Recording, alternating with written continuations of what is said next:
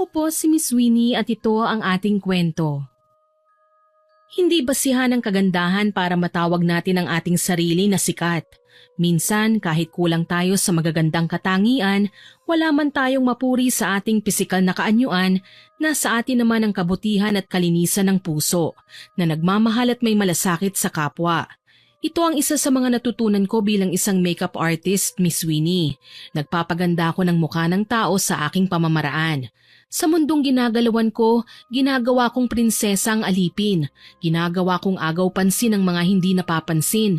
Tawagin niyo na lamang po ako sa pangalan na Belle, 42 years old.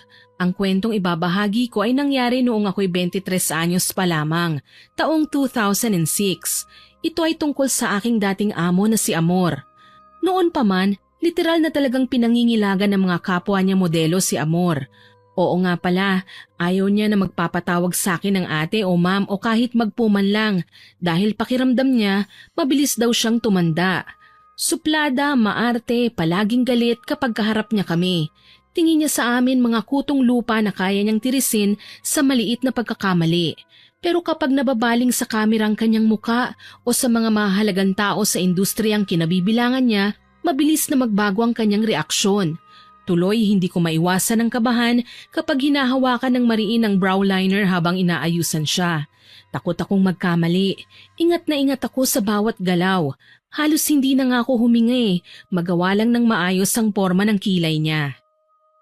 Ayusin mo ang makeup ko at malapit nang magsimula ang show. Naiintindihan mo ba, Belle? Baka mamaya burahin ko yung pagmumukha mo. Huwag kang mag-alala, Amor. Pagagandahin kita. Akong bahala sa'yo. Gaga ka ba? Maganda na ako dati pa. Kung makapagsalita ka, parang may lihim kang galit sa akin ah. Naku, wala naman. Maganda ka naman talaga eh.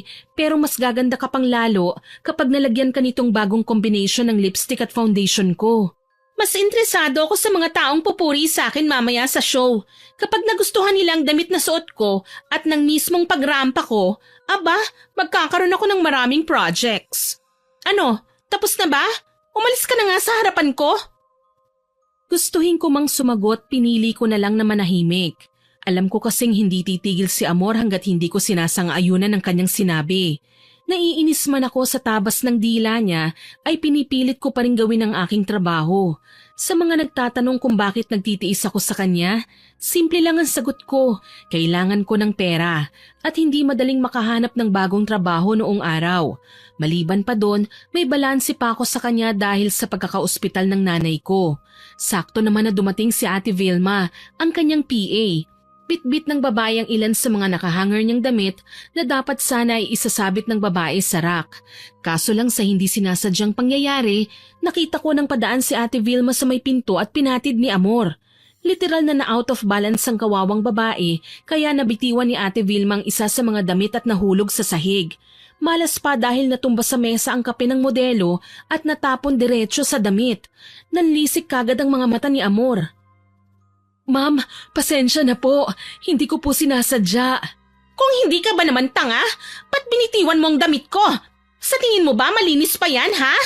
Sorry po, ma'am. Anong magagawa ng sorry mo? Ibabawas ko sa sweldo mo ang katangahan mo. Punyeta, wag mo akong ipo. Makulubot na yung mukha mo, no? Hindi ka man lang nahiya sa balat ko?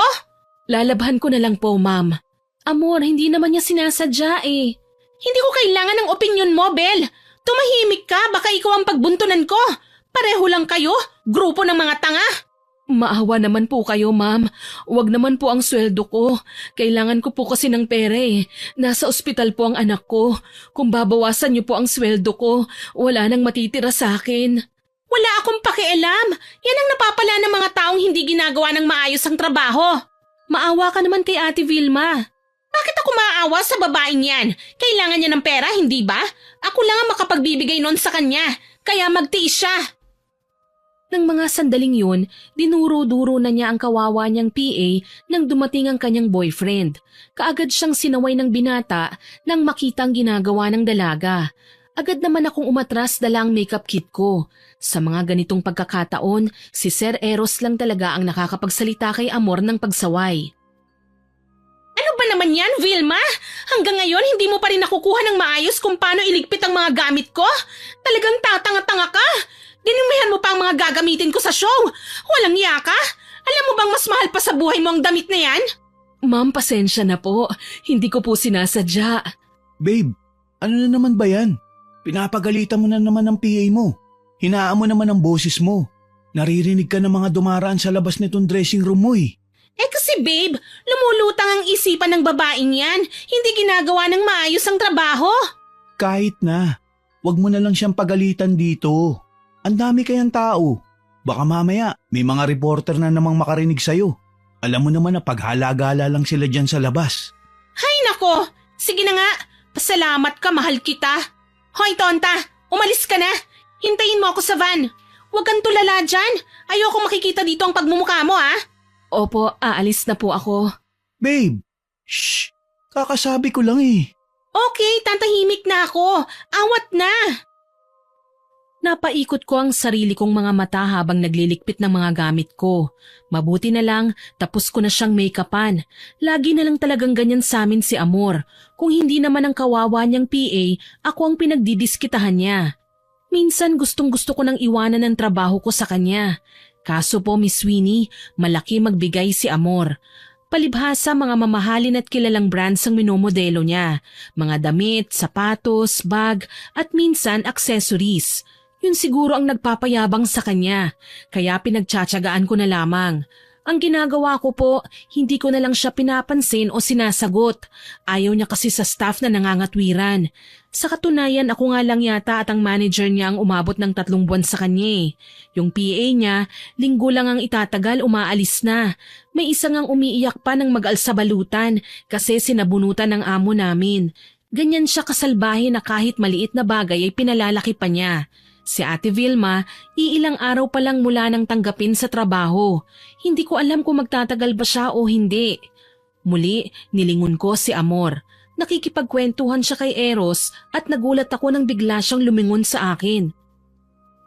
Bel, hindi ka ba tapos dyan? Anong tinitingin-tingin mo? Kanina mo pa inaayos yung mga gamit mo ah. Makikichismis ka na naman ba? Pasensya na Amor, aalis na ako. Babe. Saglit nga lang kasi, babe. Anong sabi mo, Bel? Aalis? Kailangan pa kita mamayang gabi. Sino magre-retouch ng makeup ko? Pero Amor, hindi ba't nagpaalam naman ako sa'yo? Hinihintay ako ng nanay ko. Hindi ako pwedeng hindi sumipot kasi nangako ako sa kanya na magkakasama kami ngayon. Alam mo naman nakalalabas lang niya sa ospital. Baka mabinat si nanay. Wala akong pakialam, Bel. Tandaan mo, ako lang ang nagbibigay ng malaking sweldo sa'yo. Hindi ka na makakakita ng among kagaya ko. Pero... Huwag kang gumaya sa Vilma na yon na tatanga-tanga ha. Alam mo naman na ayokong may taong kulang sa talino na aali-aligid sa akin.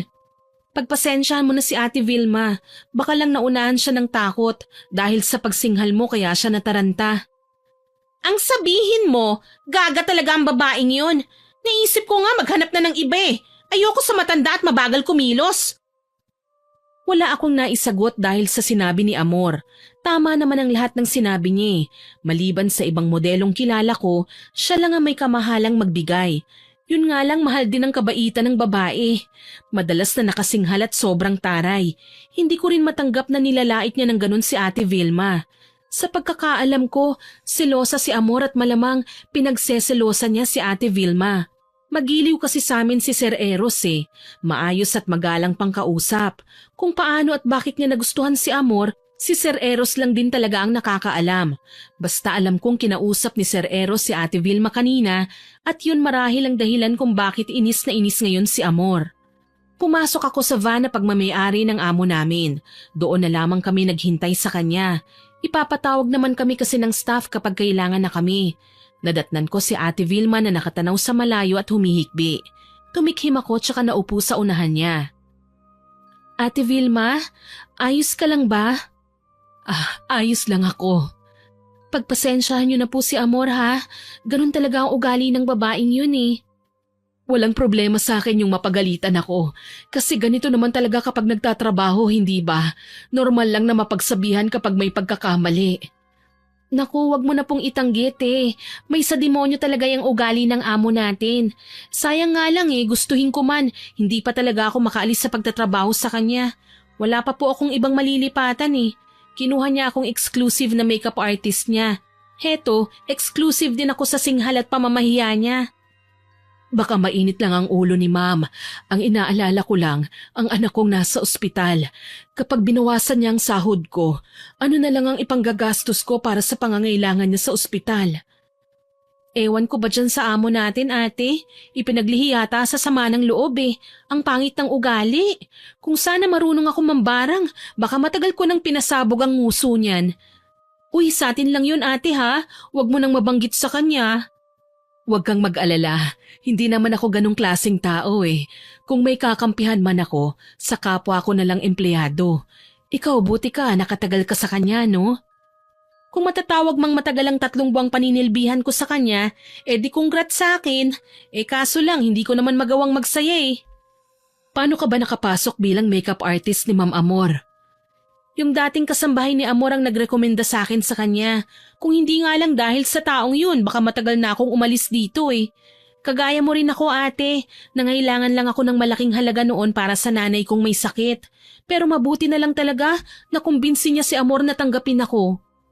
Ako naman, nagkataong naghahanap ang manager ni Ma'am Amor ng personal assistant, kaya nag-apply na ako. Buti na lang tinanggap niya ako. Napangiti na lang ako sa kanyang sinabi. Alam ko naman na kahit nalulungkot si Ate Vilma, pinagagaan na lang niya ang sitwasyon. Kinukwento ang mga bagay na nagbibigay sa kanya ng inspirasyon. Sa pagkakaalam ko po, Miss Winnie, nagmula sa probinsya si Ate Vilma. Sabi sa akin ng babae, isa siyang single mother. Itinakwil ng pamilya kaya napilitang lumayo kasama ang kanyang anak. Sa mga unang araw niya dito sa Maynila, hindi naging maayos ang kanilang kalagayan. Walang maayos na matirhan at makain. Nauulanan sila at nabibilad sa araw. Hanggang sa hindi na makaya ng kanyang anak ang kanilang dinaranas. Nagkasakit ng pulmonya ang bata. Dito na sinubukan ni Vilma ang maghanap ng tulong pero naging mailap sa kanyang pagkakataon. Hanggang sa matanaw siya ni manager na nagpapaulan sa labas ng restaurant. Akala niya manlilimos si Ate Vilma. Pero sinabi sa kanya ng babae na kailangan niya ng trabaho para sa anak niyang nasa ospital. Dito na naisingit ng manager ni Amor ang pag-hiring nila ng assistant. Pinasukan kagad ni Ate Vilma ang trabaho kahit nag-iinarte noon si Amor at hinahanapan ng papeles si Ate Vilma. Nangako naman ang babae na mapagkakatiwalaan siya at hindi masamang tao. Nalaman ko ang lahat ng yun dahil pala kwento din ng manager ni Amor. Napakurap ako nang marinig ko ang pagbukas ni Vilma ng pinto ng van. Nagbalik ang aking diwa sa kasalukuyan, pero nakatitig pa rin sa kanya. Maya-maya tinawag ko si Ate Vilma nang makita ko siyang pababa ng sasakyan. Ate Vilma, saan ka pupunta? Tatawagan ko lang sana ang anak ko eh. Pasensya na, hindi na kita tinawag. Malalim kasi ang iniisip mo eh. Naku, hindi naman ate. Alam mo itong cellphone ko na lang ang gamitin mo. Tapos magmerienda muna tayo. Libre na kita. Wika ko sa kanya. Napangiti naman si Ate Vilma sa sinabi ko. Ewan ko ba, naiintindihan ko ang hirap na pinagdadaanan niya ngayon. Lalo na may sakit pa ang kanyang anak. Ako nga dati oras-oras kong tinatawagan ng bantay na nurse, makahingi lang ng update sa kalagayan ng pasyente ko. Magkasama kaming pumunta sa stall sa labas ng event kung saan ginaganap ang fashion show. Maraming nagtitinda ng pagkain, kaya naman nakapili kami ng kakainin habang nagpapalipas ng oras. Bumalik din kagad kami sa van at kumain. Habang ginagawa ko yon, tinatawagan ko naman ang aking nanay. Ipinaalam ko na lang na malilate ako sa pag-uwi at wag na niya akong hintayin. Hinihintay niya sana ako ngayon pero sa linggo na lang ako babawi. Pagkatapos ko namang makausap ang nanay ko, ipinahiram ko muna ang cellphone ko kay Ate Vilma para naman makumusta niya ang kanyang anak. Pakalipas ang halos 3 oras, natapos din ang fashion show. Nagkakasiyahan na lang ang mga tao kaya lumapit na kami ni Ate Vilma sa amo namin na nasa loob ng dressing room kaya libre na kaming magpaalam. Amor, uuwi na sana ako eh, pati rin si Ate Vilma. Tama po ma'am, pupuntahan ko po kasi ang anak ko. Talagang magkasabay kayo? Ayos ah! Tapos na rin naman kasi ang show eh, tsaka tutulungan ko na si Ate Vilma na magligpit. Talaga? Alam mo kung bakit? Kasi tatanggalin ko na ngayon si Vilma sa trabaho. Hindi na siya papasok bukas. Pero ma'am, ano pong kasalanan ko? Bakit niyo po ako tatanggalin sa trabaho? Dahil po ba dun sa nadumihan kong damit? Sige po, bawasan niyo na po sa sweldo ko.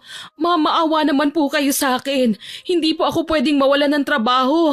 Kailangan ko po yun para sa anak ko. Kung hindi ka kasi tatanga-tanga, baka naawa pa ako sa'yo. Kaso lang napakagaga mo eh. Ilang beses ka nang nagkamali. Napaka-ignorante mo pa. Naawa ako nang lumuhod si Ate Vilma sa harap ni Amor. Umiiyak. Gusto ko man siyang pigilan, hindi ko magawa. Mas lalong sumama ang tingin ko kay Amor. Kahit amo ko siya, hindi na rin tama ang ginagawa niya. Lumapit ako sa kanila para tulungang makiusap si Ate Vilma. Amor, hindi mo ba siya pwedeng bigyan muna ng pagkakataon? May sakit kasi ang anak niya eh. Kawawa naman siya kung basta-basta mo na lang siyang tatanggalin. Alam natin na mahirap makahanap ng trabaho ng mabilis. Kine-question mo ba ang desisyon ko, Habel? O baka naman gusto mong tanggalin na rin kita sa trabaho mo? Ang punto ko lang naman kasi, maliit na pagkakamali lang naman ang nagawa niya. Bigyan mo naman siya ng pagkakataon. Hindi! Paalisin mo na siya ngayon din! Malakas na sigaw ni Amor. Nagsisimula nang pumatak ang luha ko. Gusto ko siyang ipagtanggol, pero paano naman ang trabaho ko kapag ako naman ang natanggal? Saan ako pupulutin? Tuloy lumapit ako kay Ate Vilma at inalalayan siyang makatayo. Mas lalong lumakas ang palahaw ng babae. Ate, halika na. Lumabas na tayo. Sandali lang, Bel. Kakausapin ko pang walang modo nating amo. Kailangan niyang marinig ang sasabihin ko. Huwag mo nang palakihin pa ang issue, ate. Kahit ano pang gawin natin, ang mali ay tama para sa kanya. Halika na. Nagpasalamat na lang ako nang tumalima na sa akin si Ate Vilma. Nagsimula na kaming humakbang papunta sa pinto. Kaso lang nang bubuksan ko na ang pihitan, lumingon si Ate Vilma kay Amor. Oh, anong tinitingin-tingin mo dyan? Buong akala ko, kasing ganda mo ang ugali mo. Hindi ko akalaing masahol ka pa pala sa hayop, ma'am. Ang kapal ng mukha mong pagsalitaan ako ng ganyan? Umalis ka na nga! Punyeta ka! Sikat ka pa ngayon dahil napapakinabangan pa ang kagandahan mo. Pero paano kaya kung pumangit ka na at maging masahol pa sa halimaw? Siguro kahit hayop, magwawala kapag nakita ang mukha mo. Umalis ka na! Halika na ate, umalis na po tayo. Balang araw makakarma ka rin. Ito lang ang tatandaan mo, ma'am. Mayabang ka pa ngayon, pero kapag kinarma ka na, wala ka nang magagawa pa. Layas! Tinalikuran nga namin si Amor at lumabas na. Habang papalayo, naririnig pa namin ang pagwawala ni Amor na hindi na namin pinatulan pa. Nang makalabas kami ng venue, ako na ang nagpara ng taxi na masasakyan namin. Iyak nang iyak si Ate Vilma. Halos ayaw na niyang tumahan. Gusto ko mang makauwi na kagad, napilitan akong samahan muna siya sa ospital. Paano na ako ngayon? Paano na ang anak ko? Ate, tahan na. Hindi ko din alam na seseryosohin talaga ni Amor ang pagtanggal niya sa'yo eh. Akala ko kanina nagawa lang niyang sabihin yon dahil na-stress lang siya. Ang inaalala ko lang, oras na wala na akong maisupply na gamot para sa anak ko. Baka ihinto na rin ng mga doktor ang panggagamot sa kanya. Yumuko ako at dinukot ang aking pitaka. Kumuha ko ng 2,000 mula doon tsaka inabot sa kanya. Hindi pa makapaniwalang napatingin sa akin si Ate Vilma. Ate, sige na, tanggapin mo na ito para man lang may magastos ka. Hindi ko tatanggihan ito, Bel. Pangako, ibabalik ko din ito kapag nakahanap na ako ng bagong trabaho. Ang isipin niyo po muna sa ngayon, maging maayos ang kalagayan ng anak niyo. Hayaan mo ate, kakausapin ko ang ibang kakilala ko. Baka may mahanap akong trabaho para sa'yo. Irerekomenda kita. Napakabuti mo sa akin. Hindi kagaya ng amo natin. Wala siyang puso. Sino ba naman ang magtutulungan tayong mga mahihirap lang naman. Tsaka okay lang yun ate. Normal lang naman sa atin ang magkaproblema. Pagsubok ito sa atin Ang mahalaga lumalaban tayo. Ano ba yan? Napapaiyak na naman ako. Halika na nga muna. Ipapakilala kita sa anak ko. Huminto ang taxi sa harapan ng ospital kaya bumaba na kami pagkabigay ko ng pamasahe. Pumasok kami sa kwarto na inuokupan ng anak ni Ate Vilma. Nagulat ako nang makitang nakaratay ang anak niyang sa tingin ko ay nasa edad 8, babae at natutulog sa kama. may nakakabit na swero sa kamay nito. Siya ang anak ko, Bel. Sana po ay gumaling na siya. Hindi ako nawawalan ng pag-asa, Bel. Sana talaga mailabas ko na siya sa ospital na ito. Isasama ko po siya sa mga dasal ko. Maraming salamat, Bel. Kanina habang kausap ko siya, nabanggit niya sa akin na hindi na raw naninikip ang dibdib niya. Mabuti naman po kung ganon. Sana tuloy-tuloy na yan. Naaawa lang ako sa anak ko, Bel eh. Paano ko ipapaliwanag sa kanya na natanggal na ako sa trabaho? Ate, wag mo munang isipin yun. Maski nga sa anak mo, wag mo na munang sabihin. Para naman hindi na niya isiping pabigat lang siya sa buhay niyo. Pasensya ka na talaga, Bel ha. Pati ikaw nadamay ka pa sa problema ko. Dapat nga nasa bahay ka na ngayon at nagpapahinga eh. Pero heto, ginagawa mo pang mga bagay na dapat sana si Ma'am Amor ang gumagawa. Wala yun ate. Basta kailangan mo ng tulong, narito lang ako. Dahil yata sa tuwa kaya niyakap niya ako.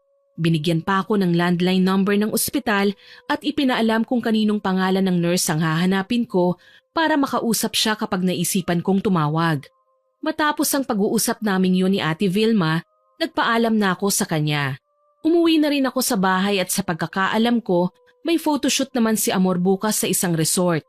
Kailangan maunahan ko ang babae sa venue dahil ayaw niyang nakikisabay ako sa kanya sa pagdating. Ang sabi pa nga niya, siya lang daw ang dapat na mapansin ng madla at hindi kaming mga extra lang sa buhay niya. Habang nakahiga sa kama, okupado ang isipan ko sa mga nangyari sa trabaho kanina. Hindi mawala sa aking diwa si Ate Vilma at ang anak niya. Sobra silang nakakaawa. Hindi ko tuloy namamalayang dahan-dahan na akong dinalaw ng antok hanggang sa tuluyan na ngang makatulog. Nagising ako kinabukasan sa ingay ng ringtone ng aking cellphone. Mabilis akong bumalikwas ng bangon. Gulat na gulat nang makitang halos kalahating oras na akong late. Lihim akong napamura. Ganun na ba kasarap ang tulog ko at hindi ko man lang namalayan ang pag-iingay ng alarm na inihanda ko? Bumuntong hininga ako nang rumihistro sa screen ng cellphone ang pangalan ng amo ko. Wala akong nagawa kundi ang sagutin ang tawag niya. Hello, Amor? Punyeta naman, Bel! Papunta na ako sa resort! Nasaan ka na ba? Kanina pa kita tinatawagan! Pasensya na, Amor. Napasarap kasi ang tulog ko eh. Hindi ko na malayang tinanghali na ako ng gising. Pwes, kung ayaw mong magaya sa ginawa ko kay Vilma kagabi, bilisan mo na ang mga galaw mo at salubungin mo ako sa resort. Tandaan mo, ayoko ng ibang makeup artist.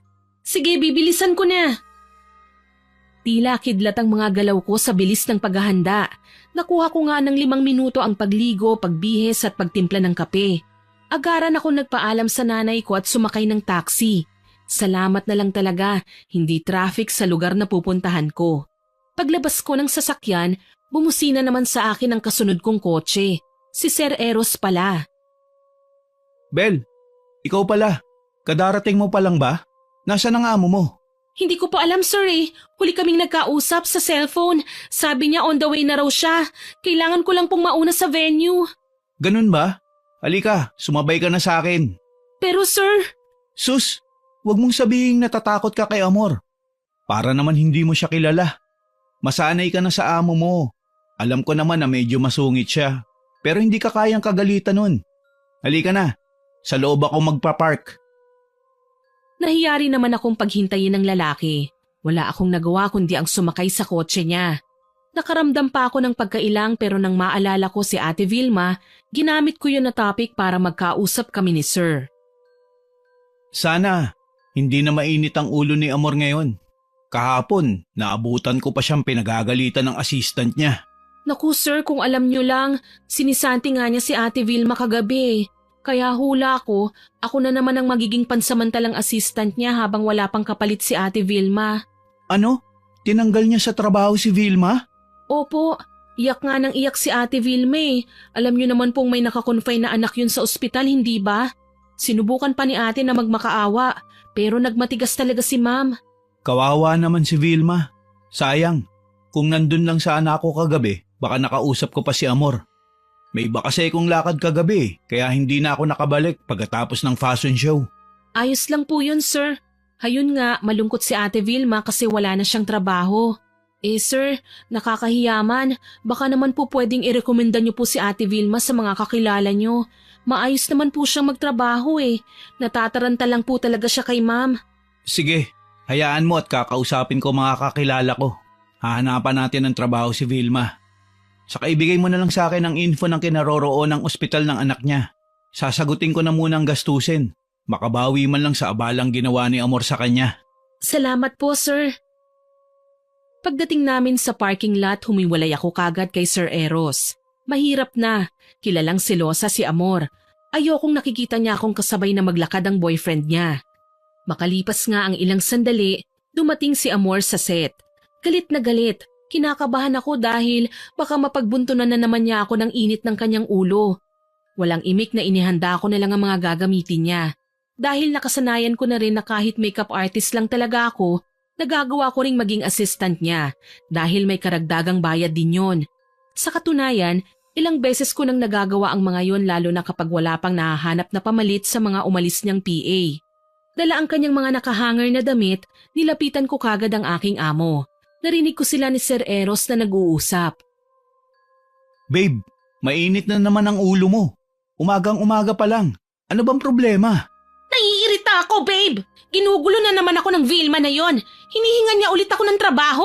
Tinanggal ko na nga siya sa pagiging assistant ko kasi ang tanga-tanga niya. Tapos babalik na naman ngayon? Nakakainis talaga. Bakit mo naman kasi sinisante, babe? Alam mo namang may sakit ang anak niya, hindi ba? Dapat, kinausap mo na lang siya ng maayos. Hindi yung basta mo na lang siyang tatanggalin sa trabaho. Kawawa naman yung tao. Anong gusto mong gawin ko? I-tolerate ang maling pagtatrabaho niya? Ako din naman ang magsisisi kapag hinayaan ko na lang siya. My God, binabayaran ko sila para asikasuhin ako, hindi para ilaglag ako at ibilad sa kahihiyan. Tumikhim ako dahil sa aking narinig. Mabait si Sir Eros at kung minsan napagsasabihan nga naman niya si Amor. Pero alam ko din na hindi sa lahat ng pagkakataon na pagbibigyan niya ang kanyang boyfriend. Mas nasusunod pa rin ang gusto ni Amor kaya itinataas na lang niya ang dalawang kamay tanda ng pagsuko. Yun naman ang tamang pagkakataon para lapitan ko silang dalawa. Amor, heto na pala ang damit mo. Hayan, kagaya niyan babe. Ang trabaho ni Belle ay makeup artist pero nagagawa niyang trabaho ng isang PA. May taste pa sa damit. Pwede siyang maging stylist. Dapat sana 'di ba, kahit iisang trabaho lang ang inaplayan ng isang tao, yung pwede sanang ilagay kahit saan. Kagaya ko, isang ramp model ako, pero nagagawa kong mag-acting, nagagawa kong maging endorser, ganon. Puring-puri mo ako ngayon, Amor. Sana may bonus ako sa'yo, Hindi lang bonus ang ibibigay ko sa'yo kung maliban sa pagiging makeup artist ay maging PA na rin kita. Tsaka hindi ka naman makakatanggi sa akin dahil malaki naman ang utang na loob mo sa akin, hindi ba?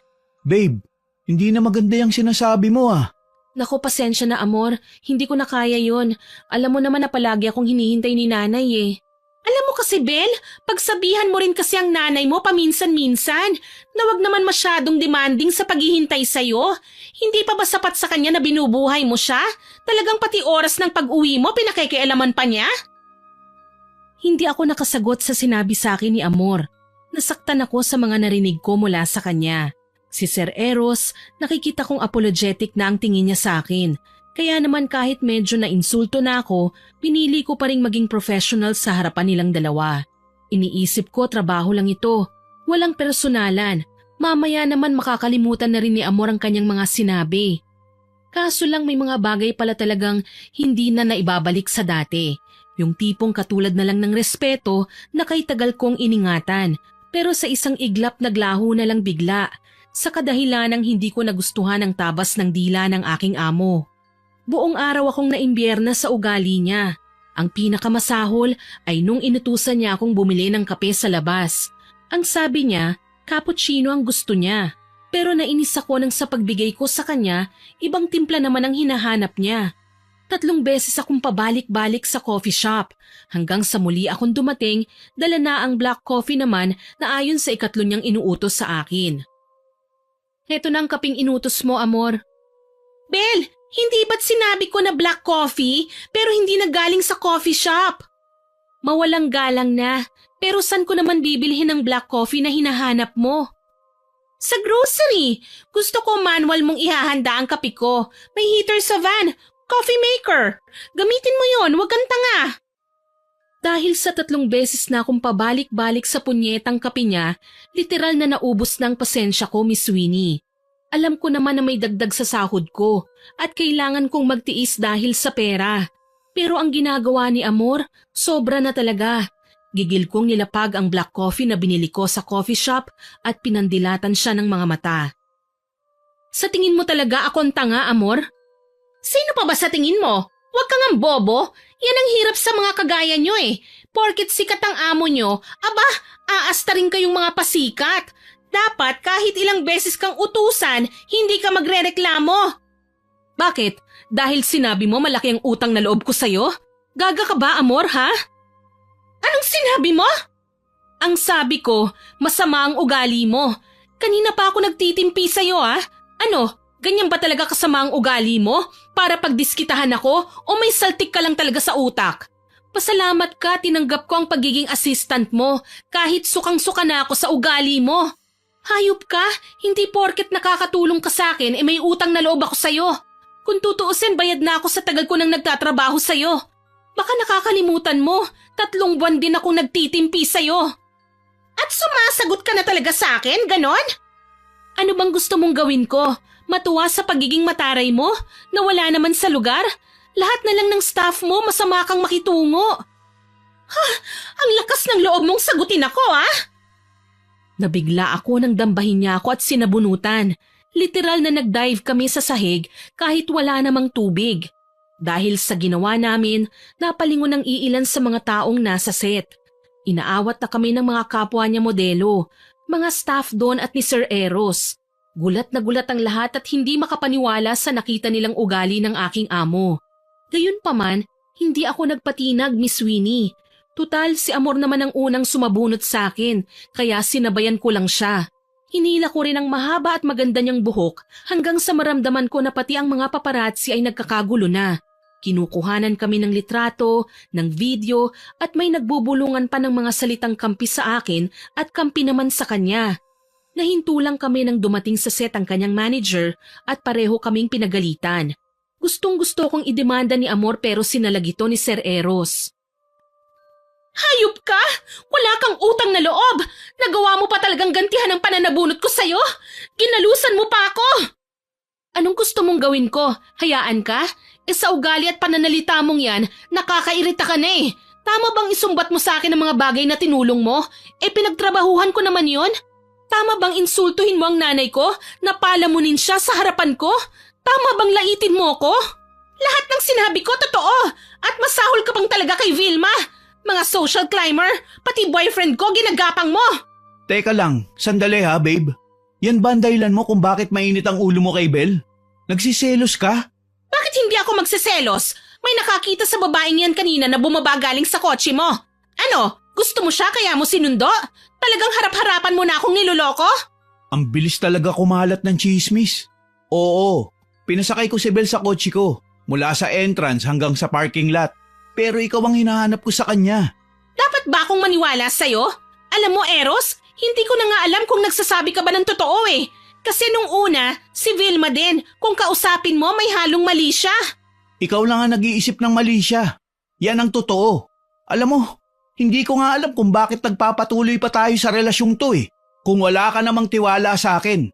Wala naman akong ginagawang masama eh. At wala ring ginagawang hindi maganda mga empleyado mo dahil naghahanap buhay lang sila ng maayos para sa pamilya nila. Ilang beses na kitang narinig na sinusumbatan mo sila, pinagmamalakihan. May narinig ka ba sa akin? Minsan sinasaway na kita kasi sumusobra ka na.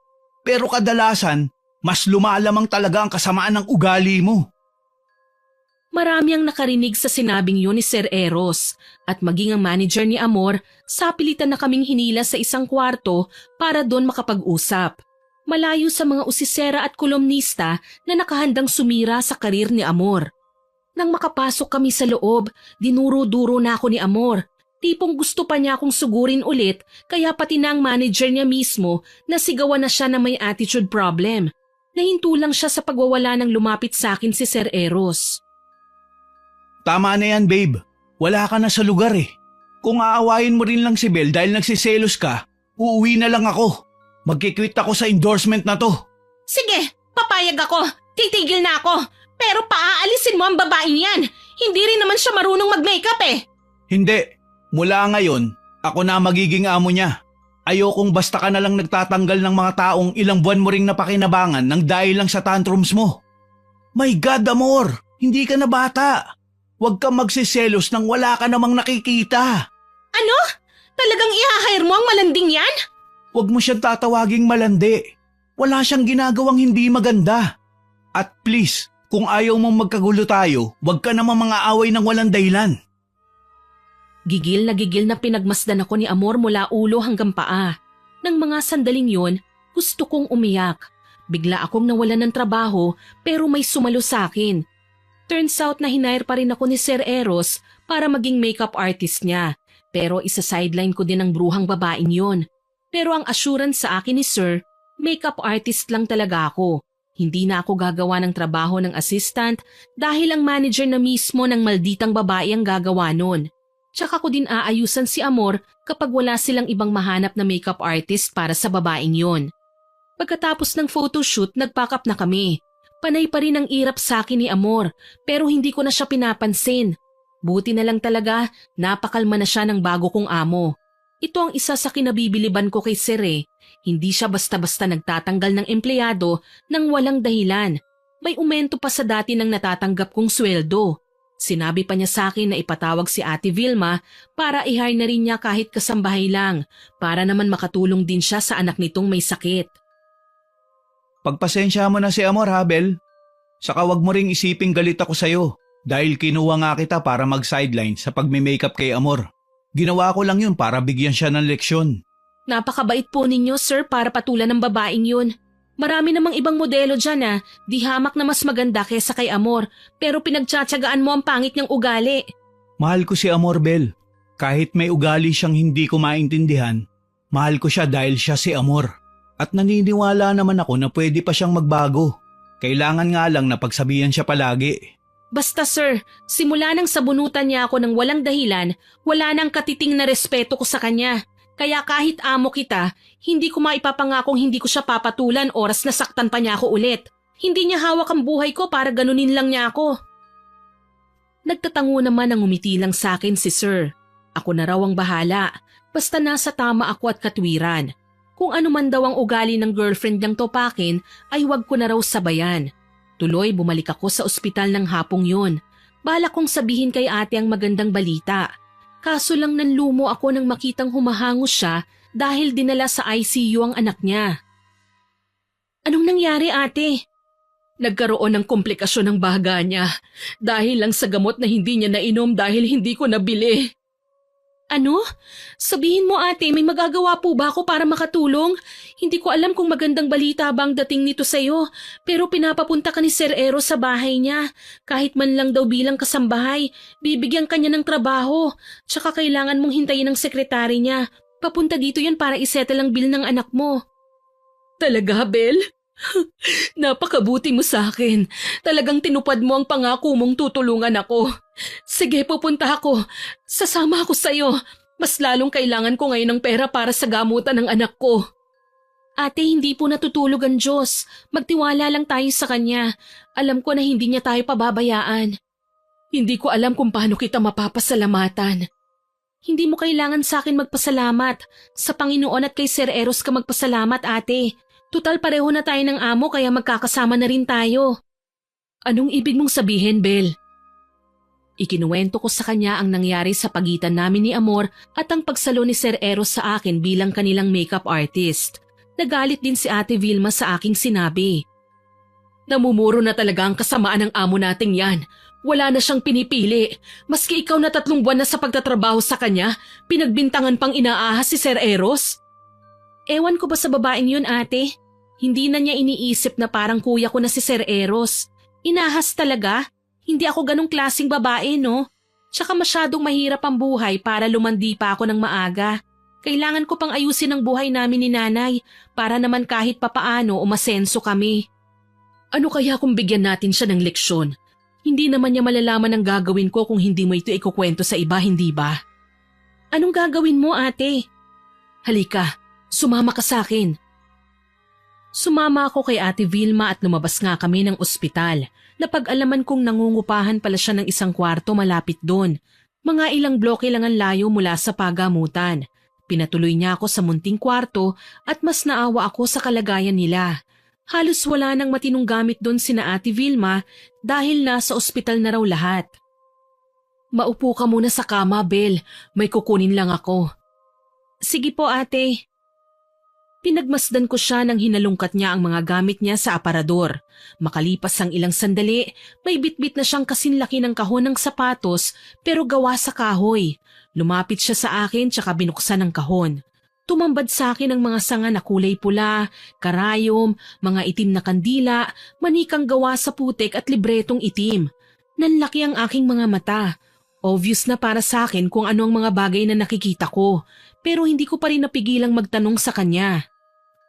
Ate, bakit may ganyan ka? May nabasa ako sa mga libro, ang mga bagay na ganyan, gamit para sa pambabarang. Tama ka, Bel.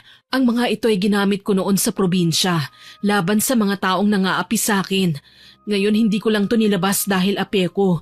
Gagamitin ko ito para parusahan ng mga taong mapagmataas at mapang-api sa atin. Ano pong ibig mong sabihin, ate? Parurusahan natin si Amor. Bibigyan natin siya ng leksyon. Ate, wag na po. Baka mamaya mamatay si Amor dahil dyan. Hindi naman yun kaya ng konsensya ko. Huwag kang mag-alala. Ang gagawin natin ay pampagising lang sa kanyang buong pagkatao na hindi siya dapat nagiging mapagmataas at mayabang dahil lahat ng meron tayo ngayon ay hiram lang. Huwag mo sanang mamasamain, ate, ah. Paano ka natuto ng ganyan? Ng pambabarang? Huwag kang mag-alala.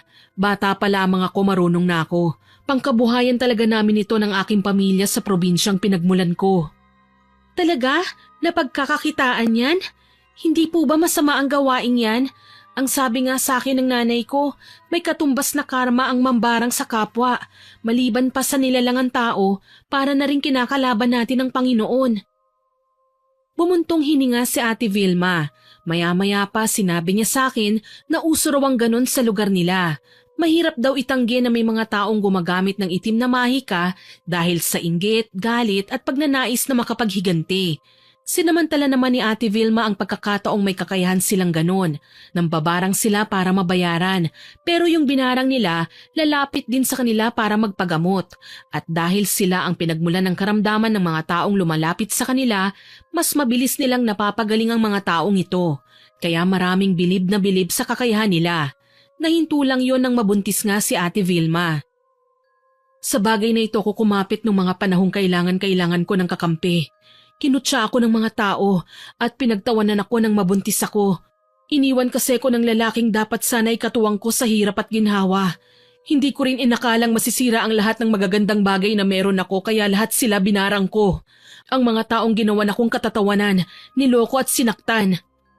Naiintindihan ko naman po kung gaano kahirap ang mahusgahan, pero anong koneksyon ng pambabarang kay Amor? Paparusahan natin si Amor.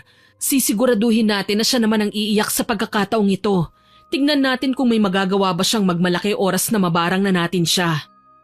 Pero ate, nakakatakot naman po yata yan. Hindi mo kailangan makisali sa gagawin ko, Bel. Ang gusto ko lang, pagmasdan mo si Amor at matyagan oras na maisagawa ko sa kanyang barang. Sinundan ko siya ng tingin nang kunin niya ang mga gamit at ilabas mula sa kahon ng mga yon at maayos niyang hinilera sa kama habang umuusal ng orasyon. Hindi ko maintindihan ang katagang bawat salitang binibigkas niya pero nagdulot yon ng pagbabago sa temperatura. Lumamig ang paligid, humangin ng malakas. Tumahimik at animoy nakakabingi ang kapaligiran. Nanatili akong walang kibo hanggang sa bumaling sa akin si Ate Vilma at pinasulat ang buong pangalan ni Amor. Kumuha naman ako ng ballpen at papel tsaka yung sinulat at inabot sa kanya. Manatili ka lang sa labas, Bel. Ako nang bahala rito. Pero ate, malakas na uri ng itim na mahika ang meron ako, Bel. Ayokong makaamoy ng sariwang dugo sa malapit dahil pwede kong sapian ng masamang espiritu at kumain ng tao bago maisagawa ang pambabarang. Kaya mas maigi nang lumayo ka na muna. Wag na wag kang lalapit. Sige po ate, lalabas na lang muna ako. Kahit anong mangyari, nakarinig ka man ng ingay o kaguluhan dito sa loob, hayaan mo lang ako. Wag na wag kang lalapit o magtatangkang hawakan ako. Oo at marunong akong bumarang, pero habang pinoproseso ko yon, hindi ko alam kung sinong demonyo ang pwedeng sumapi sa akin. Mas mabuti nang sundin mo na lang ako para manatili kang ligtas. Tatandaan ko po, ate. Lumabas na nga ako ng kwarto at nanatili na lang sa may veranda. Tahimik lang akong nakikiramdam. Pinagmamasdan ng mga taong paruot parito sa kalsada, maging sa mga sasakyan at abalang mga motorista sa kalye. Maya-maya pa, nakarinig ako ng ingay mula sa loob ng inuupahang kwarto. Umuungol na si Ate Vilma. Nagdarasal at hinahaluan ng pag-iyak. Pabago-bago ang kanyang boses. Magiging babae, lalaki, bata at matanda. Minsan hindi ko na matiyak kung anong klaseng nilalang ang boses nito. Parang umaalulong na aso sa tunog ng baboy. Bigla akong ginapangan ng kuryosidad. Napatingin ako sa dingding at napansing may maliit na siwang mula sa bahagyang nakabukas na bintana. Doon ako sumilip. Nakaramdam ako ng takot nang makita ang nakadipang si Ate Vilma. Magulo na ang buhok habang umuusal ng mga kataga. Nakatingala siya sa kisame gayong wala naman akong nakikita roon. Maya-maya pa, marahas siyang lumingon sa kinaroroonan ko. Para bang alam niyang may nakasilip kahit ingat na ingat ako na wag niyang makita. Ilang sandali pa, malakas siyang tumili sabay nanlisik ang mga matang tinitigan ako, as if kanina pa siya nakatingin sa akin. Umalis ka dyan kung ayaw mong ikaw ang una kong ialay! Hindi mo dapat nakikita ang paraan ng pag-aalay ko sa aking Panginoon! Opo, aalis na ako at hindi na ako manggugulo. Pasensya na po! Dala ng matinding takot, hindi na ako nanatili pa sa lugar na yon. Nagmamadali akong umalis at hindi na binalikan pa si Ate Vilma. Pinili kong umuwi na lang sa amin at nagkunwaring walang alam sa pinaggagawa ni Ate Vilma. Kinaumagahan, pumasok ako ng maaga sa trabaho. Dahil hindi na si Amor ang amo ko, dumiretso na ako sa set kung saan naroon si Sir Eros. Magandang umaga po, sir. Magandang umaga naman, Bel. Maraming salamat po pala sa pagtanggap niyo sa akin bilang bago niyong makeup artist. Wala yun. Nagpapasalamat din ako dahil hindi ka tumanggi. Nasaan nga po pala si Amor? Hindi ko yata siya napapansin. Tumawag sa akin si Amor. Masama raw ang pakiramdam niya eh. Ha? Hindi naman yun ganun ah. Sa pagkakaalam ko kahit may sakit si Amor, nagtatrabaho talaga yun. Iba ngayon, Bel. Sinabi niya sa akin na sobrang sakit daw ng ulo niya. Tapos sinabi naman niya na namamagaraw ang balat niya. Pati nga talukap ng kanyang mga mata, namimigat kahit kagigising lang niya. Ano kaya ang nangyari sa kanya? Kinahapunan pagkatapos ng photoshoot ni Sir Eros, nagpaalam na ako sa kanya na uuwi na. Kaso lang nag-request siya sa akin na samahan ko muna siya sa bahay ni Amor at balak niyang dalawin ng dalaga. Nagpaunlak naman ako kaagad sa kadahilanang nagdududa ako na umeepekto na kay Amor ang barang na ginawa sa kanya ni Ate Vilma. Pagdating namin sa bahay ng dati kong amo, nadatnan namin siya na sigaw ng sigaw. Nagwawala at pinagbabasag ang lahat ng muebles na palamuti niya sa sala. Nag-aalala namang dinaluhan siya ni Sir Eros. Babe, tama na yan. Bakit ka ba nagwawala? Anong problema mo? Anong ginagawa mo rito, babe? Bakit sinama mo pa ang babaeng yan? Ano? Talaga bang may relasyon kayo, ha? Ang kapal naman ng mukha ng babaeng yan para magpakita pa rito sa pamamahay ko. Mawalang galang na Amor, hindi ako nagpumilit kay Sir Eros na magtungo dito. Ang sa akin lang, hindi ko siya matanggihan na samahan dito sa bahay mo dahil siya na ang bago kong amo. Baka naman nakakalimutan mo, si Sir Eros ang sumalo sa akin ng sisantihin mo ko.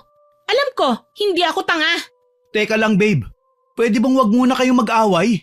Nagpunta kami para tignan kung okay ka lang. Saka wala ka namang magagawa kung isama ko si Bel. Dahil ako na ang amo niya. Bakit ba kasi sinalo-salo mo pa ang babaeng yan? Wala naman siyang utang na loob. Kung hindi ko yung ginawa, malamang nasa news ka na ngayon. Ayokong malaman ng iba na malupit ka sa mga tauhan mo. Babe, mahal kita at tanggap ko ang ugali mo. Pero wag naman sana humantong sa puntong sisirain mo ang karir mo. Maraming naiinggit sa spotlight na kinalalagyan mo at sa isang pagkakamali mo lang, pwede kang mapalitan ng dahil lang din sa kagagawan mo. Dahil sa labis na inis, napasigaw na lamang si Amor. Para wala ng gulo, umatras na lang ako at hindi na nakisali pa sa pagtatalo nila ni Sir. Ni hindi ko na siya pinatulan kahit ilang beses niya akong pinariringgan. Para sa akin, bakit ko pa siya sasagutin? May iba na akong amo na magbibigay sa akin ng sweldong sobra-sobra pa nga sa pangangailangan namin ng nanay ko. Pinagmasdan ko si Sir Eros kung paano asikasuhin ang maldita niyang girlfriend. Pasalamat talaga si Amor, mabait ang lalaki. Kung nagkataon na iba lang ang nobyo niya, malamang nasampal na siya sa pagiging bungangera niya. Iniisip ko lang ang sakit na dinaramdam niya ngayon. Kilala ko si Amor. Kahit may sinat, hindi siya lumiliban sa trabaho. Ngayon lang, kung kailan may nangyayaring kababalaghan sa mukha niya. Masahol pa siya sa pinapak ng piranha. Namamaga ang balat sa mukha niya. Maraming butas sa tinutubuan ng kalyo. Makapal at magaspang. Nakita ko yun nang silipin ko siya dahil nakatulog na sa kwarto at hindi na makakapanlaban pa. Diyos ko, sir, ano pong nangyari sa mukha ni Amor? Bakit nagkaganon? Hindi ko nga alam eh. Nag-aalala din ako. Eto nga, tinatawagan ko ang manager niya. At kanina, tinawagan ko na rin ang family doctor namin. Kailangan kong ipa-check up si Amor. Okay lang ba sa'yo na maghintay ka pa ng ilang oras? Huwag kang mag-alala. Ihahatid naman kita sa bahay ninyo. Ayos lang po, sir. Wala naman pong problema sa akin eh. Tsaka tulog lang din naman siya kaya okay lang na manatili muna ako rito. At least hindi na niya ako masusungitan. Ang mabuti pa, maghintay ka na lang sa labas at nagpa-deliver ako ng pagkain. Ikaw nang bahala ha. Babantayan ko lang muna si Belle. Sige po, sir. Wala pong problema. Mauna ka nang kumain ha. Marami naman yung in-order ko. Tapos kapag dumating na ang doktor, pakyatin mo na lang dito sa kwarto. Tangulang ang sinagot ko kay Sir Eros at nagpaalam na akong lalabas na. Sa balkonahe ako naghintay kung saan hindi naman nagtagal ang pagkakaupo ko sa may hagdan. Dumating din kagad ang pagkaing in-order ni Sir Eros at kasunod pa ang doktor. Pinapasok ko ang doktor at tinanggap ang delivery. Mabilisan akong kumain sa kusina at iniligpit ang aking pinagkainan. Kaagad akong pumasok sa kwarto ni Amor at nakiusyoso kung ano ba ang posibleng karamdaman ng dalaga. Kaso lang, nagulat ako nang marinig mula mismo sa manggagamot na wala namang findings na nakita at wala siyang sakit. Hindi na ako nakatiis na kausapin si Sir Eros nang magpa siya nang umalis ang doktor. Sir, baka naman po hindi doktor ang kailangan ni Amor. Baka naman albularyo. Albularyo? Bel, hindi ako naniniwala sa albularyo. Kalokohan lang yan. Kathang isip ng mga magagaling na manunulat sa TV station. Sir, wala naman pong masama kung susubukan nyo lang na maniwala eh.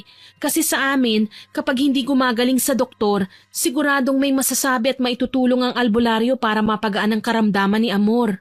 Sigurado ka ba sa sinasabi mo, Bel? Baka naman niloloko mo ko. Sir, bakit ko naman gagawin yun? Eh alam ko po kung gaano kahirap mabuhay nang hindi malusog ang pangangatawan. Ano bang suggestion mo? Kung maniniwala po kayo sa akin, pwede ko pong kausapin ang kakilala kong mananambal para mapabuti ang kalagayan ni Amor. Kung totoo yung sinasabi mo, sige, isama mo dito ang sinasabi mong mananambal para maipagamot natin si Amor. Pangako, kapag napagaling ng manggagamot mo ang girlfriend ko, irerekomenda kitang makeup artist sa mga kilala kong bigating artista. Totoo ba yan, sir? Oo naman, promise ko yan. Alam mo naman na sikat na ramp model si Amor.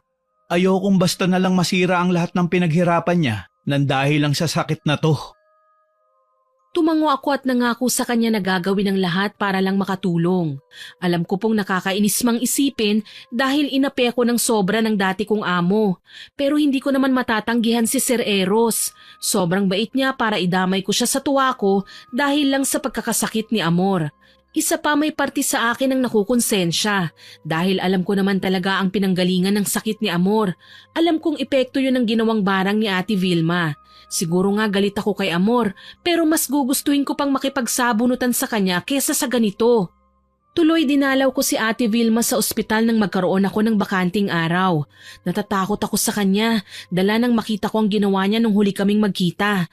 Pero siya lang kasi ang makakatulong sa problema ko ngayon eh. Kaya lalakasan ko na lang ang loob kong pakiusapan siya na iatras ang barang na binigay niya kay Amor. Ate Vilma? Bel, kamusta? Ayos lang naman ako, ate. Pasensya ka na kung hindi ako nakapagpaalam sa'yo nung nakaraan ha. Ayos lang yon. Naiintindihan ko naman na natatakot ka sa akin eh. Pasensya ka na rin kung hindi ko napigilan ng sarili kong ipakita sa iyo ang kakayahan kong yon. Pati na ang pagsapi sa akin ng mga kaluluwang pinagkukunan ko talaga ng lakas para mambarang. Sila ang mga gabay ko para parusahan ng mga masasamang tao na nagbibigay ng kamiserablehan sa buhay ko. Akala ko ba ate bilang mambabarang, mga insekto ang gamit nyo para makapanakit ng tao? Hindi naman lahat. Sa akin mga espiritu at masasamang elemento ang tinatawag ko at inuutusang bigyan ng karamdaman ng mga kalaban ko. Pero nabanggit mo naman na manggagamot ka rin, hindi ba ate? Oo, sinabi ko naman sa'yo, yun ang pangkabuhayan namin ng pamilya ko sa probinsya. Binabarang namin ang mga tao sa tamang halaga at ginagamot naman sila sa pag-aakalang hindi kami ang nagbigay sa kanila ng karamdaman. Bakit mo naman nabanggit yan? Yung sumpa kasing ginawad mo kay Amor, umeepekto na. Ang nakakatakot pa, nawala ang ganda niya ate. Halos araw-araw na kinakalyo ang mukha niya. Namamaga at kinikiskis na nga niya na parang tuyong balat. Nakakadiri talaga. Humalakhak ng kay lutong si Ate Vilma dahil sa sinabi ko. Tuwang-tuwa siya sa ibinalita ko sa kanya kaya hindi ko masabi kagad ang napag-usapan namin ni Sir. Naisip ko kasi dahil si Ate Vilma naman ang nagbigay ng karamdaman, siya din ang makakagamot sa babae. Ate, baka naman po… Alam kong inutusan ka ng boyfriend ni Amor na ihanap siya ng mananambal. Ako talagang naisip mong lapitan. Galit ako sa kanya, Bel. Alam mo kung ilang beses akong ipinahiya ng babaeng yun. Inalila at sinigaw-sigawan. Hindi pa ako nakukontento sa pagpaparusa sa kanya. Kaya hayaan mo na muna akong magsaya sa pagdurusa niya. Ate naman, iniisip ko lang din po na baka kumuha sila ng ibang albularyo. Matuklasan na may kinalaman tayo. Ate, galit ako kay Amor pero hindi ako mambabarang. Kung away rin lang ang pag-uusapan, mas gusto ko pang makipagsabunutan sa kanya. Huwag kang mag-alala, Bel. Wala naman akong balak na patayin si Amor eh. Gusto ko lang na magdusa siya, magsisi sa kanyang ginawa, na magbago na siya at hindi na maging matapobre at mapang-api sa mga kagaya nating mahihirap. Dahil sa mga sinabi ni Ate Vilma, hindi ko na siya nagawang kulitin pa. Tama din naman siya eh. Minsan kailangan talagang pagdusahin ng masama para malaman nila na hindi tama ang ginagawa nila. Kung ako naman ang tatanungin, nagalit nga ako kay Amor, nakipag-away, pero hindi ko magawang magtanim ng malalim na sama ng loob. Kasi kahit tinanggal niya ako sa trabaho, may tumanggap naman sa akin. Siguro kailangan ko lang munang intindihin si Ate Vilma. May isip naman siya at alam niya ang ginagawa niya. Pumasok ako sa trabaho nang walang nairekomendang albularyo kay Sir Eros. Alam ko naman na maiintindihan niya ako kapag sinabi ko sa kanya na abala pa ang mga mananambal at may tamang araw para gamutin si Amor. Umisip na lang ako ng palusot kahit alam kong kasinungalingan lang yon. Sir, pasensya ka na ha. Tumanggi pa kasi na pumunta sa bahay ni Amor ang mananambal eh. Marami pa siyang ginagawa. Pero huwag kayong mag-alala. Oras na matapos na ang mahalaga niyang ginagawa, pupuntahan niya rin kagad tayo. Ayos lang, Bel. Naiintindihan ko. Pupunta po ba kayo mamaya sa bahay ni Amor? Oo, dadalawin ko siya. Alam mo naman na umalis sa mga kasambahay niya, hindi ba? Na walang nagtsatsaga sa kanya. Mawalang galang na po, sir. Pero bakit ba nagkaganyan si Amor? Pasensya na po sa sasabihin ko pero bakit po ba ang sama ng ugali niya? Alam ko nagtataka kayo kung bakit sa kabila ng kasikatan niya ay wala man lang siyang pamilyang malalapitan. Bata pa lang siya, itinakwil na siya ng pamilya niya. Para sa kanila, palpak palagi si Amor na wala siyang mararating. Wala siyang kwentang tao. Bakit siya tinakwil? Sikat siya, maganda at mayaman. Hindi naman yan ang buhay niya noon. Anak siya ng nanay niya sa hindi kilalang lalaki. Isang bayarang babae ang nanay niya. Sa bar nagtatrabaho.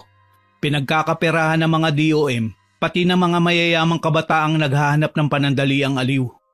Galit na galit ang lolo at lola ni Amor nang malaman nilang buntis ang nanay nito. Itinakwil ang babae dahil hindi na mapakinabangan.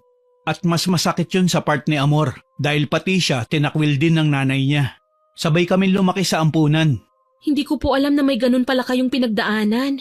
Nasa hustong edad na kami nang magpasyang umuwi si Amor sa nanay niya. Kahit kasi noon, hindi kami tumigil sa paghahanap sa mga magulang niya. Well, Maliban sa akin na namatay talaga sa disgrasya ang mga magulang. Pero para kay Amor, habang nabubuhay pa siya, gusto niyang makasama at makilala ang kanyang tunay na ina. Nagtagumpay ba naman siya? Oo, nakasama niya ang nanay niya. Kaso lang, binuway siya ng ina niya sa utang na loob. Na lahat ng ginawa nito para kay Amor may kabayaran. Kaso lang, dinibdib ni Amor ang mga sinabi sa kanya ng nanay niya. Naglaya siya at ako lang ang pinuntahan niya. Ako lang ang taong dumamay sa kanya nun. Hanggang sa isang talent agent ang nakapansin sa amin. Nakita ang potensyal namin na maging isang modelo. Nagsimula kami sa wala hanggang sa umusbong at sumikat. Dito na siya muling napansin ng nanay niya. Nung una, kinasundo niya ang ina niya. Kaso lang, hinihingan lang pala siya ng pera para ibigay sa lalaki nitong lulong sa masamang bisyo. Dito na sila nagtalo. Nakiusap si Amor na iwan ng nanay niya ang lalaki. Kaso lang, masasakit na salita ang ibinato sa kanya. Na wala siyang kwentang anak. Na utang na loob ni Amor na binuhay siya ng nanay niya sa mundo. Lahat ng panunumbat natanggap niya na. Tsaka yung mga pagsiselos niya sa'yo o maging kay Vilma, natatakot lang siya na mawala ako sa kanya. Alam mo naman na ako lang ang kumakampi sa kanya. Nagulat ako sa naging revelasyon ni Sir Eros. Hindi ko akalain ang malditang babaeng kinaiinisan ko may mas malalim at masakit pang pinagdaanan. Naisip ko nga ang swerte ko pa pala. May nanay ako na mahal ako. Maswerte si Ate Vilma kasi biniyayaan siya ng anak at kahit bunga ito ng pagiging marupok ay hindi niya inabandona, bagkus inalagaan pa. Nagbago ang tingin ko kay Amor. Akala ko konsentidor lang si Sir Eros kaya sinasalo niya ang lahat ng kasalanan at kamalian ni Amor. Yun pala, pilit niyang ginagamot ang sugat sa puso ng dati naming amo. Marahil hindi pa lang niya alam kung ano ang tamang paraan para mapawi ni Amor ang hapdi na matagal na niyang iniinda. Kaya naman kinahapunan, pagkagaling ni Sir Eros sa fashion show na pinuntahan namin, ay sumama na ako sa kanya para dalawin si Amor. Nakita ko pang iika-ika ang babae habang naglalakad at pilit na nag-e-exercise. Babe, nandito na ako. Babe, mabuti naman at bakit kasama mo ang babaeng yan? Babe, hayaan mo na si Belle. Hindi siya manggugulo, okay? Dinalaw lang kita at kinakamusta. Heto, lalong lumalala ang sitwasyon ko. Pinahiran ko na ng ointment ang mukha ko pero wala namang epekto. Tsaka paalisin mo na nga ang babaeng yan dito sa kwarto ko. Naiinis ako sa kanya. Pasensya na, Amor, pero nandito ako para tulungan ng amo ko na alagaan ka. At bakit mo naman gagawin yon? Para ipamukha sa akin na may diferensya ang mukha ko ngayon? Na ikaw na ang maganda? Ikaw ang nagsabi niya na, hindi ako. Bakit ka pa kasi nagpunta rito? Hindi kita kailangan. Kung pag-aalaga ang gusto mo, maghanap ka ng aalagaan mo. Ayoko magkautang na loob sa'yo. Ganyan ba talaga ang akala mo sa akin? Naniningil ng utang na loob? Oo, kasi umaasta kang mabait. Pwede ba wag na tayong magplastikan pa? Kung tutuusin, galit ako dapat sa kanya. Pero nang matitigan ko ang makalyo at kulubot niyang muka, nilalamon ako ng guilt na para bang binubulungan ako ng konsensya ko na kasalanan ko ito, na dapat pinigilan ko si Ate Vilma na gawin ito. Malinaw na kasi sa akin na naging masama lang ang ugali ni Amor dahil sa tindi ng pinagdaanan niya, ayon sa kwento ni Sir Eros. Ang hirap nga namang isipin na habang kumakayod ang isang tao ay nilulunod siya ng panghuhusga. Marahil gustong gumanti ni Amor dahil sa mga naranasan niya. Yun nga lang, sa maling tao siya naghangad ng paghihiganti. Para hindi na kami magtalo pa ni Amor, hinintay ko na munang makatulog siya bago punasan. Nakaabang naman sa akin si Sir Eros, kaya may kausap pa rin naman ako. Sana, gumaling na si Amor. Tiwala lang po tayo, sir. Alam ko pong hindi natutulog ang Diyos. Ipagdasal po natin ang kalagayan ng girlfriend niyo. Oo nga eh. Sana din, matapos na ang mahalagang ginagawa ng albularyong sinasabi mo. Para naman magawa niya ng paraan na bumalik na sa dati si Amor. Hinahanap na kasi siya ng fans niya eh. Ang mga boss naman namin, nagtatanong na kung magaling na ba siya o hindi. Eh hindi naman pwedeng magpakita si Amor na ganito ang mukha niya. Hayaan niyo po, sir. Pupuntahan ko ulit ang albularyo na sinasabi ko. Hindi na rin nakaangal pa si Amor nang magising siya at makitang inaasikaso ko siya. Nung una, nag-iinarte pa siya sa akin. Minumura ko, tinataboy. Minsan umaalis ako. Pero kapag napapansin kong wala siyang lakas para manlaban sa akin, ay pinupunasan ko na siya at hindi na pinapatulan ng mga patutsada niya. Marahil dahil na rin sa konsumisyon at kalungkutan, mabilis siyang namayat. Maputla na ang balat niya at nangangalumata. Halatang walang matinong pahinga. Bakit mo ba ginagawa ito, Bel? Balak mo ba akong alagaan ngayon para patayin kinabukasan? Ano? Sira ka ba, amor? May sakit ka na nga, nagsusungit ka pa? Ano bang palabas to? Bakit mo nga ginagawa to? Kailangan mo ng pera? Naghihirap ka na ba? Ginagawa ko to dahil kahit maldita ka, naiintindihan ko ng pinaghuhugutan mo ng katarayan mo. Alam mo, amor, mas masaya ang buhay kung magmo-move on ka na sa mga masasamang pinagdaanan mo eh. Kalimutan mo na ang noon. Tsaka hindi naman lahat ng bagay na idadaan sa utang na loob. Minsan kailangan nating tumulong ng walang hinihinging kapalit o hinihintay na kabayarang insulto. Ano na naman yung drama mo? Simplihan na lang natin, amor. Patawarin mo ang mga taong nagkasala sa'yo. Pangako, mahanap mo ang katahimikang inaasam mo. Naiintindihan ko na kung bakit ka masungit sa amin, kung bakit ka nanunumbat sa tuwing nakakatulong ka. Dahil ikaw man, pinapala mo ng nanay mo ng ganong paniniwala kahit na ang totoo gusto mo lang naman siyang makasama. Hindi nakasagot sa sinabi ko si Amor, pero bumaha ng luha ang kanyang mga mata. Hindi ko na magagawa ang sinasabi mo. Pumanaw na ang nanay ko. Nahuli na ako. Mali ka, Amor. Hindi pa huli ang lahat. Pwede mong ibulong sa hangin ang kapatawaran mo. Dahil sa sinabi ko, muling natahimik si Amor. Iniwan ko na siya sa pagkakataong ito. Buo na ang loob kong kausapin si Ate Vilma. Marahil, alam niya na noon pa man ang rason ng pagkakaroon ni Amor ng masamang ugali. Pero sa halip na mabulag sa galit, pinili niya lang bigyan ng leksyon si Amor. Makalipas nga ang ilang araw, nagulat si Sir Eros nang malamang si Ate Vilma ang sinasabi kong mananambal na gagamot kay Amor. Gigil na gigil ang dati naming amo pero nagawa naman siyang pagsabihan ni Sir Eros.